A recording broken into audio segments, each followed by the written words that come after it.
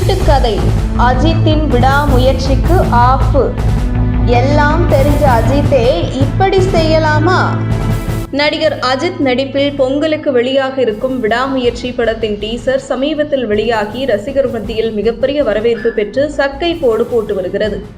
இந்த நிலையில் எந்த ஒரு முன் அறிவிப்பின்றி எந்த ஒரு விளம்பரமும் இன்றி அஜித்தின் விடாமுயற்சி டீசர் வெளியாகி மக்கள் மத்தியில் மிகப்பெரிய வரவேற்பை பெற்று வரும் இந்த நிலையில் அஜித் கனவிலும் நினைத்து பார்க்க முடியாத அளவிற்கு மிகப்பெரிய பிரச்சனை விடாமுயற்சிக்கு வந்திருக்கிறது.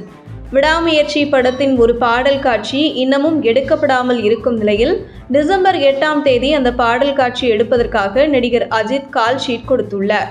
அந்த வகையில் பொங்கலுக்கு விடாமுயற்சி ரிலீஸ் ஆகும் என்று உறுதி செய்துவிட்ட நிலையில் இந்த படத்திற்கான மற்ற பணிகள் மிக தீவிரமாக நடைபெற்று வருகிறது.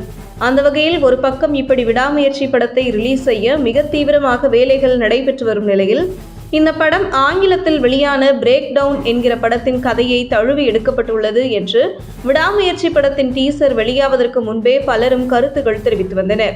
இதனைத் தொடர்ந்து விடாமுயற்சி டீசர் வெளியான பின்பு இந்த படம் ஆங்கிலத்தில் வெளியான பிரேக் டவுன் படத்தின் தழுவல்தான் என்று பார்ப்பவர்களும் உறுதி செய்தனர். இந்த நிலையில்தான் விடாமுயற்சி படத்திற்கு மிகப்பெரிய ஆப்பு விழுந்துள்ளது. விடாமுயற்சி டீசர் வெளியான பின்பு ஆங்கில படமான பிரேக் டவுன் படத்தை தழுவி எடுக்கப்பட்ட படம் என்று காட்டு தீ போல் செய்தி பரவி ஆங்கில ஊடகங்களிலும் வெளியானது.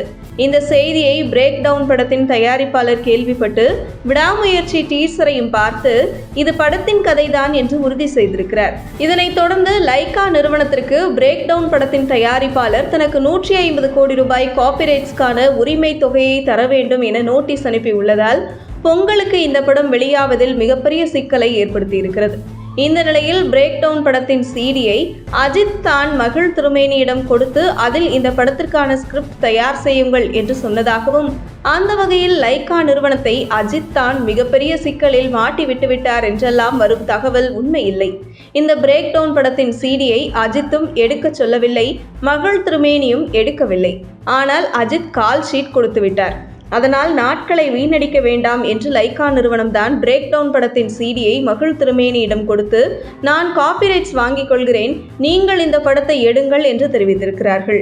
இதனைத் தொடர்ந்து விடாமுயற்சி படம் இப்படி ஒரு பக்கம் நடந்து கொண்டிருக்கையில் ஆனால் லைகா நிறுவனம் சம்பந்தப்பட்ட பிரேக் டவுன் தயாரிப்பாளரிடம் காப்பிரைட்ஸ் வாங்கவில்லை என 150 கோடி ரூபாய் உரிமை தொகையை கேட்டு நோட்டீஸ் அனுப்பி இருக்கிறார் பிரேக் டவுன் படத்தின் தயாரிப்பாளர்.